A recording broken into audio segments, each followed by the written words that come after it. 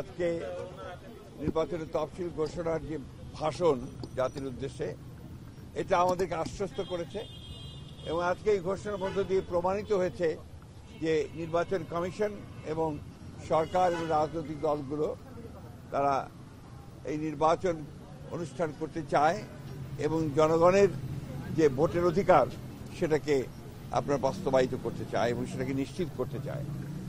নির্বাচনের যে তফসিল ঘোষণা হয়েছে তাতে আমরা মোটামুটিভাবে সন্তুষ্ট। শব্দের একটা এদিক ওদিক থাকতে পারে, সে বিষয়গুলো আমি খুব বেশি বড় করে দেখি না।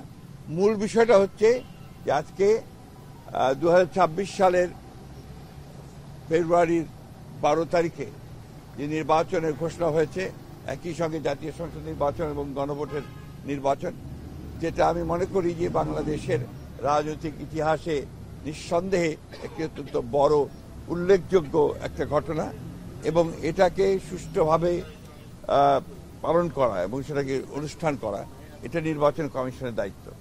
আমাদের প্রত্যাশা যে নির্বাচন কমিশন একেবারে নিরপেক্ষভাবে, সুষ্ঠুভাবে, অবাধ এবং একটা গ্রহণযোগ্য নির্বাচন অনুষ্ঠান করবে এবং এখানে সকল রাজনৈতিক দল এবং প্রার্থী তারা সবাই সচেতনভাবে এই নির্বাচনটিকে একটি উৎসব মুখর একটি নির্বাচনে পরিণত করবেন।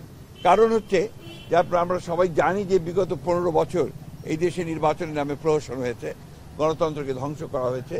সুতরাং আজকে আবার একটা সুযোগ সৃষ্টি হয়েছে ছাত্র জনতার গণ অভ্যুত্থানের মধ্য দিয়ে। আমরা আজকে একটা নতুন নির্বাচনের মধ্য দিয়ে একটা জনগণের প্রতিনিধিত্বমূলক একটা পার্লামেন্ট আমরা গঠন করতে সক্ষম হব। আপনি জানেন যে প্রায় 9 মাস সংস্কার রাষ্ট্র যে সমস্ত সংস্কারের প্রয়োজন ছিল রাষ্ট্রের, সেগুলো নিয়ে রাজনৈতিক দলগুলোর মধ্যে আলোচনা হয়েছে, দীর্ঘ আলোচনা হয়েছে। অনেকগুলো বিষয়ে আমরা একমত হয়েছি, কতগুলো বিষয়ে একমত হতে পারিনি, সেগুলো গণভোটের মাধ্যমে আসবে। এবং একই সঙ্গে আমরা মনে করি যে আজকে এই নির্বাচনের মধ্য দিয়ে বাংলাদেশের গণতান্ত্রিক ইতিহাসে একটি নতুন দিগন্তের সূচনা হবে। স্যার, আপনারা প্রার্থী তালিকা ঘোষণা করেছেন, বাট জোটের সাথে একটু বোঝাপড়ার একটু অভাব রয়েছে। আমাদের কোনো সমস্যা নেই, রাজনৈতিক দলের মধ্যে তো এগুলো থাকে। আমরা চূড়ান্তভাবে তো প্রার্থী তালিকা আমরা দেইনি, আপনারা সবাই জানেন। আমরা প্রাথমিক কথা বলেছিলাম এবং আমরা সেই তালিকা এখন চূড়ান্ত হবে, হয়েই গেছে, প্রায় চূড়ান্ত হবে।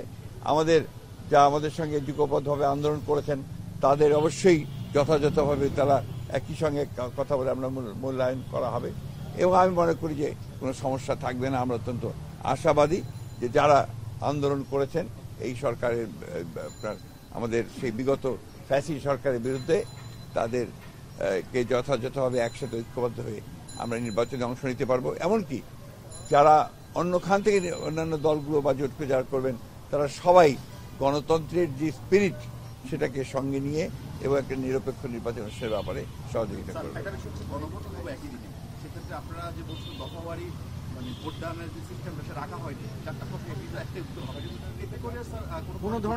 কিছুটা সমস্যা তো হবেই, এ ব্যাপারে কোনো সন্দেহ নেই। তা আমার মনে হয় যে যদি আমরা এই বিষয়গুলো নিয়ে সবাই কাজ করি তাহলে সেগুলোকে আমরা উতরাতে সক্ষম হব। গণভোট নিয়ে অন্যান্য রাজনৈতিক দল তারা প্রচারণা চালাবে, বিএনপি কি গণভোটের নিয়ে কোনো ধরনের প্রচারণা চালানোর চিন্তা করছে কিনা? আমরা সেটা আমাদের দলের সিদ্ধান্ত নেব, তবে এগুলো তো এসেই গেছে, প্রচারণার ব্যাপারটা এসেই যাবে। আমরা তো আমাদেরই প্রস্তাব ছিল একই দিনে গণভোট এবং আপনার নির্বাচন অনুষ্ঠান হোক।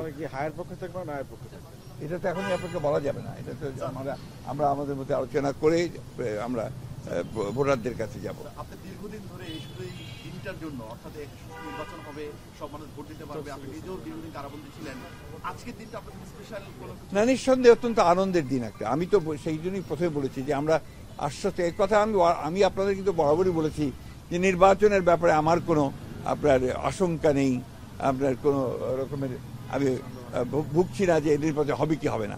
নির্বাচন হতেই হবে, সেটা হয়েছে, ঘোষণা হয়েছে এবং ইনশাল্লাহ নির্বাচন হবে। শেষ প্রশ্ন, তফসিল ঘোষণা হলো কিন্তু এখনো অনেকের মধ্যে একটা শঙ্কার জায়গা আছে, আদৌ তফসিল ঘোষণা হলো? তারা হচ্ছেন শঙ্কাবাদী।